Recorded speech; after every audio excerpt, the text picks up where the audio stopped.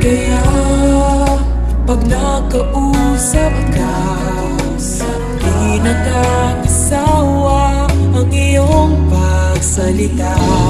Tulad ng isang awiting kay gandang pakinggan, mula sa simula hanggang wakas.